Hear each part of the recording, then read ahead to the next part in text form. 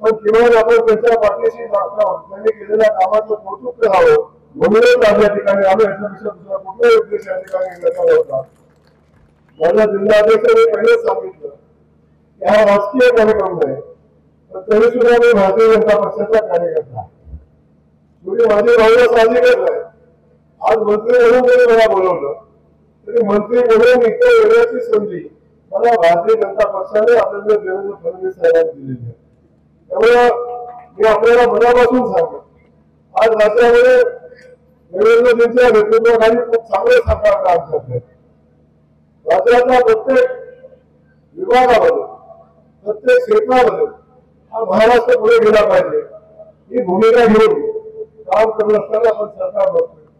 त्या सरकारचा एक घटक म्हणून भारतीय जनता पक्षाचे एक सहकारी म्हणून मला मंत्रिमंडळामध्ये आज ग्रामविकास खात्याचा मंत्री म्हणून काम करण्याची संधी मिळालेली आहे.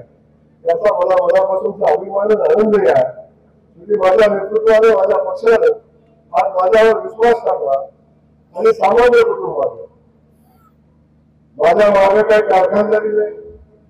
माझे वडील कुठल्या कारखान्याचे चेअरमन नव्हते, आमदार नव्हते, जिल्हा परिषद सदस्य नव्हते, पंचायत समितीचे सदस्य नव्हते. सांगायला कुठला इतिहास नव्हता.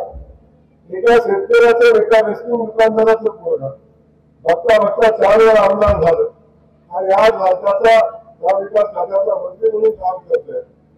पण हे सगळं करत असताना प्रचंड मोठा संघर्ष प्रत्येकाच्या जीवनामध्ये असतो. तो संघर्ष माझ्या जीवनामध्ये आहे. आपण सगळेजण बघता एखाद्या सामान्य कुटुंबात पूर्ण राजकीय प्रगती करताय, वेगवेगळ्या क्षेत्रामध्ये काम करतोय आणि प्रस्तावितांच्या आश्रमाला प्रस्तावितांच्या स्थानावर जेव्हा धोका निर्माण होतो त्या सगळे प्रस्तावित चारी बाजूला अशा एका सामान्य कुटुंबातल्या मुलांना सामान्य कुटुंबातल्या व्यक्तित्वाला घेरण्याचं काम करत असतात. आणि मला माहिती आहे अनेक प्रस्तावितांच्या समोर नेतृत्व उभी राहत असताना असे अनेक नेतृत्व उभे राहता राहता या प्रस्तावितांच्या झाडामध्ये अडकून संपून गेली. एखादा दुसरा असं उदाहरण असतं की सगळ्या संकटावर मारतो, सगळ्या प्रसंगावर मारतो, ताकदीने उभे राहण्याचं काम एखादं दुसरं नेतृत्वच करू शकतं. त्याचं मला बघितलं असं मी पहिल्यापासून अगदी सामान्य कुटुंबात आलेला, पण पहिल्यापासून अगदी पहिल्या निवडणुकीचा फॉर्म भरण्यापासून आज पुढे निवडणूक लागली जयकुमार गोरेवर संकट आलं नाही असं कधी झालं. अगदी मंत्री व्हायच्या आधी मंत्री झाल्यावर मंत्री होऊ नये म्हणून आमदार होऊ नये म्हणून आणि झाल्यावर पुन्हा मंत्री व्हावं नये म्हणून आणि मोहळकरांच्या कार्यक्रमाला येत असताना अनेकांना वाटलं होतं की जयकुमार गोरे कसा येतोय, आमदार म्हणून येतोय आणखी कसा येतोय, अशा पद्धतीची भूमिका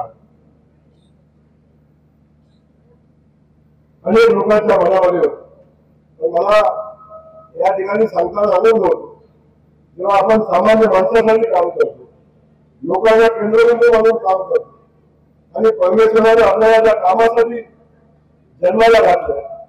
परमेश्वराने जी जबाबदारी आपल्याला दिली ती जबाबदारी जेव्हा आपण इमानदारीने पार पाडतो तेव्हा प्रत्येक संकटामध्ये परमेश्वर जनता आपल्यासोबत उभी राहते आणि ही भूमिका घेऊन माझ्यासारखा कार्यकर्ता काम करत असतो.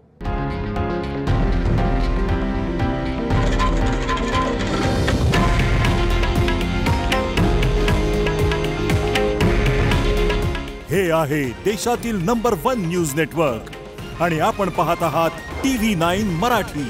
काळजी तुमची, हित महाराष्ट्राचं.